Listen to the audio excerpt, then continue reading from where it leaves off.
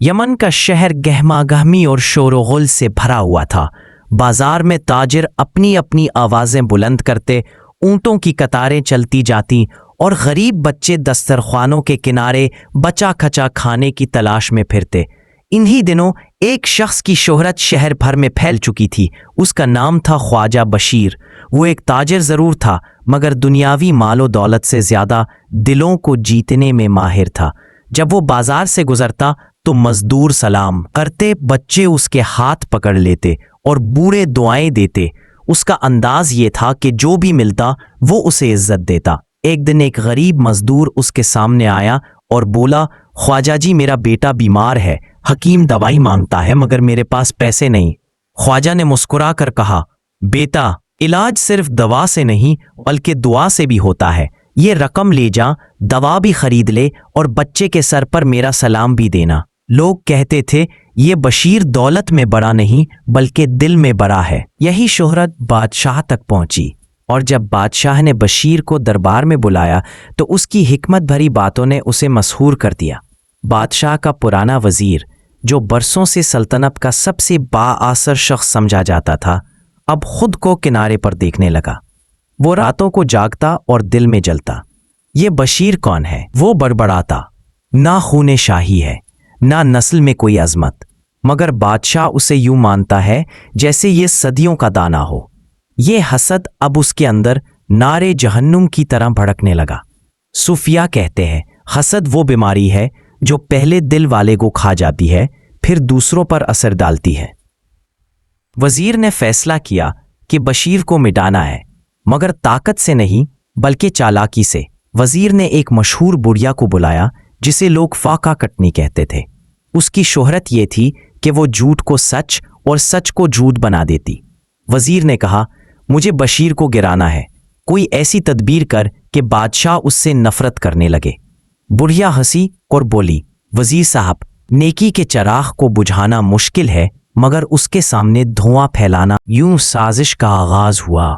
बुढ़िया एक दिन फकीरनी का रूप धार कर ख्वाजा बशीर के घर गई। दरवाजे पर खड़ी होकर चीखने लगी, रहम करो, मैं कई दिन से भूखी हूं।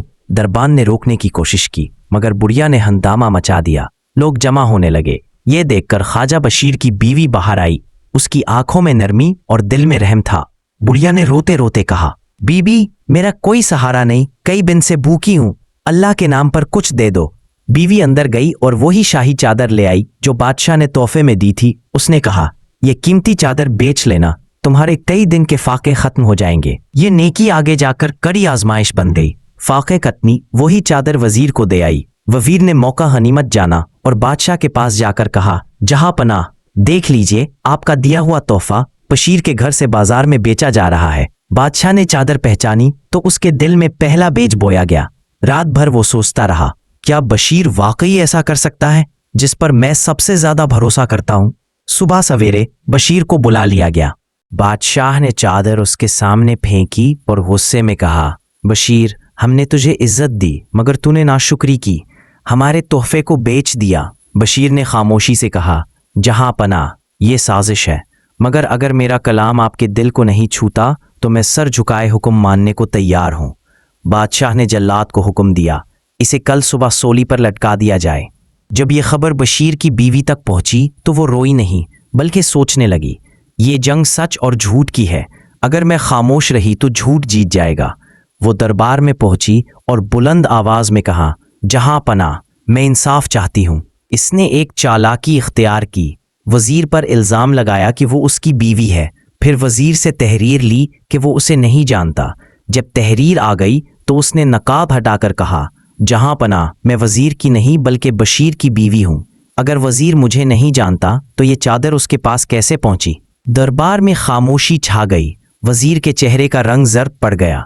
बादशाह ने कहा, वजीर, तुम्हारी हकीकत बेनकाब हो गई, तुमने हमारी आंखों पर धोखे की पट्टी बांधने की कोशिश की।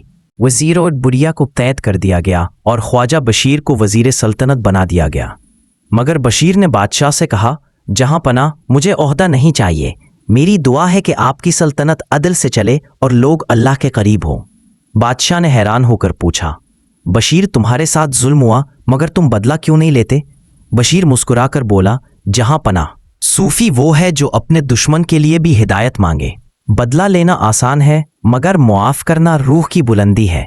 बादशाह ने कहा, तुमने आज हम सबको सिखा दिया कि असल ताकत दौलत या इक्तिदार नहीं बल्कि सब्र, इखलास और मुआफ़ी है। हतमी सबक, हसद इंसान को खुद ही तबाह कर देता है। नेकी वक्ती आजमाइश में आ सकती है मगर ज़ाया नहीं जाती। औरत की हिकमत और सब्र ख़ानदान को बचा लेते हैं।